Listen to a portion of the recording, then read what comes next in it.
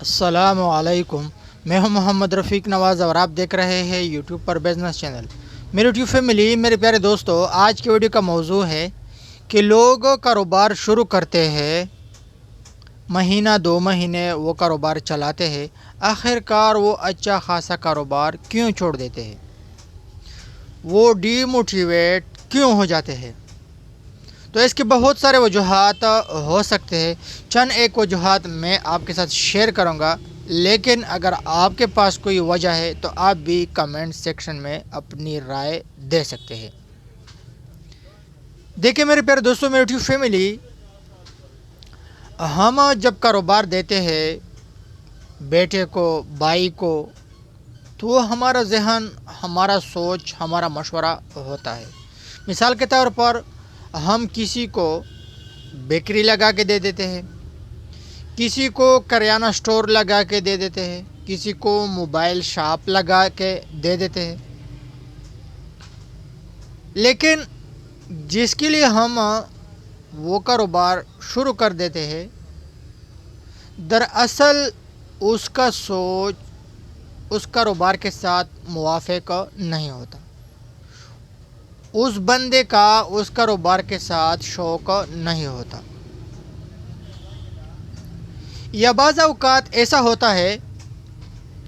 کہ ہم جب کوئی کاروبار شروع کر دیتے ہیں، مثال کے طور پر کسی نے کریانہ سٹور لگایا، کسی نے بیکری لگایا،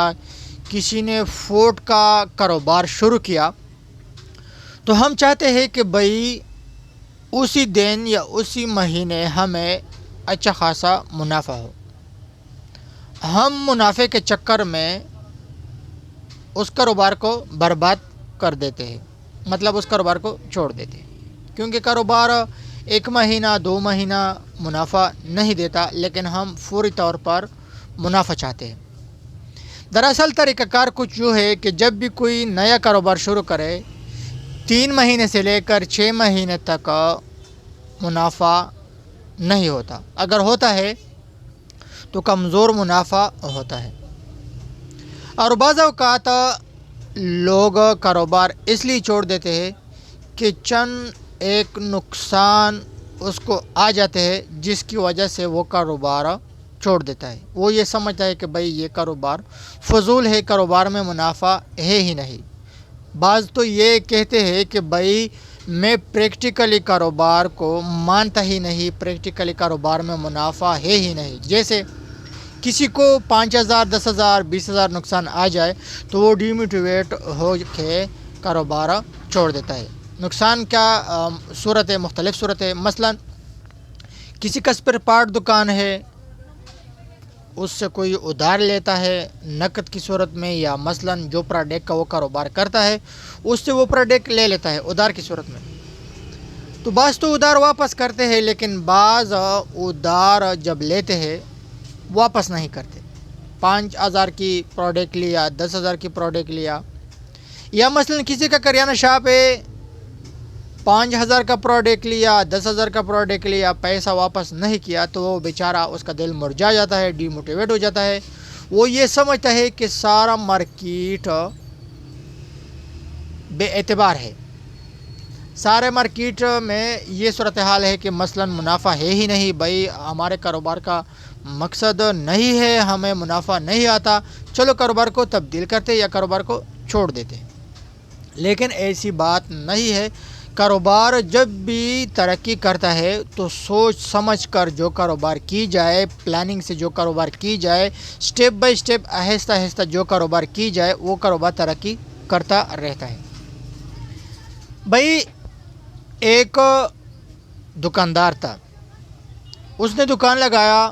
موبائل کا دکان لگایا، گھر سے پرانی سا قالین لے آئے، اس کو بچایا، ایک پرانا سا شوکیس لے آئے، اس کو بھی لگایا، 5-10 ہزار روپے کے مائک، ہینڈ فری موبائل وغیرہ، یہ چارجر، یہ چیزیں لے آئے، موبائل شاپ پہ نام لکھا۔ وہ بندہ کہہ رہا تھا کہ بھائی آج دوسرا تیسرا دن ہے، میرا سودا نہیں ہو رہا، مجھے منافع نہیں آ رہا۔ میں نے اسے کہا کہ بھائی جب آپ کا دوسرا تیسرا دن ہے، کیا آپ مارکیٹ میں جانا چاہتے ہیں؟ کہ آپ مارکیٹ میں چاہ جائیں؟ اس نے کہا ہاں مجھے منافع آنا چاہیے۔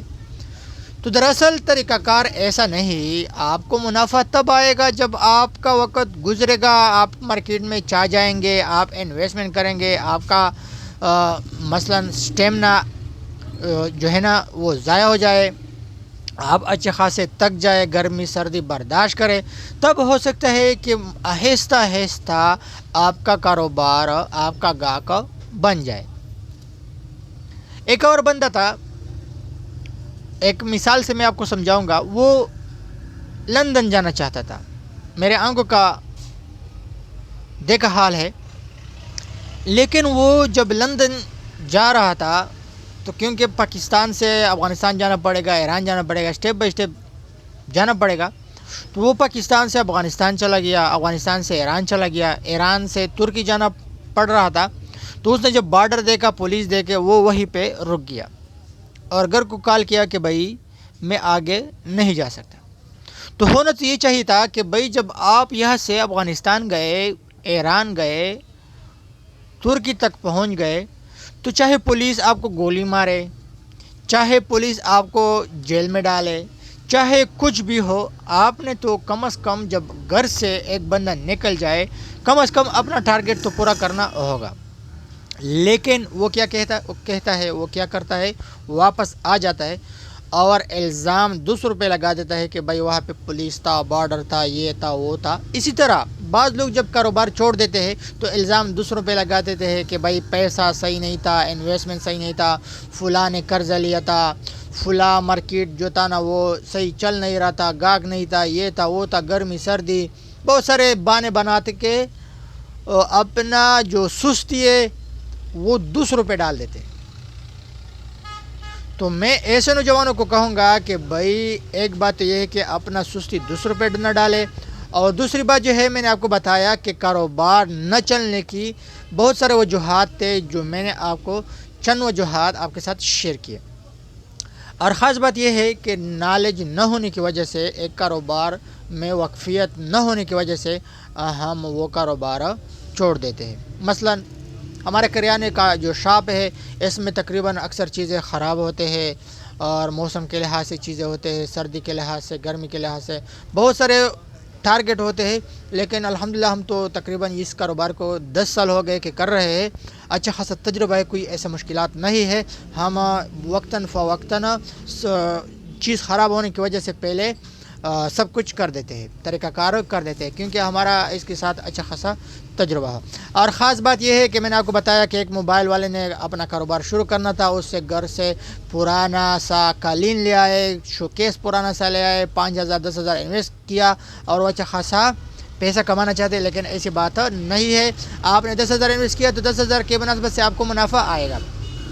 ہمارا کاروبار جو ہے نا وہ ہم نے جب شروع کیا تو ہم نے سونے کو فروخت کر کے کاروبار شروع کیا۔ ایسا نہیں ہے کہ بھائی ہم نے 2 روپے سے کاروبار شروع کیا، 3 روپے نہیں، سونا توڑا تھا، لیکن اپنے پیسوں پہ کاروبار شروع کر کے مارکیٹ میں گرمی سردی تکلیف برداشت کر کے آج ہم یہاں پہ آ گئے، اور یہاں پہ ایسے آئے کہ وہ جو چیزیں دوسروں نے بتانے تھے وہ ہم پہ خود گزر گئے۔ اپنا بہت سارا خیال رکھیے گا، دعا میں یاد رکھنا۔ السلام۔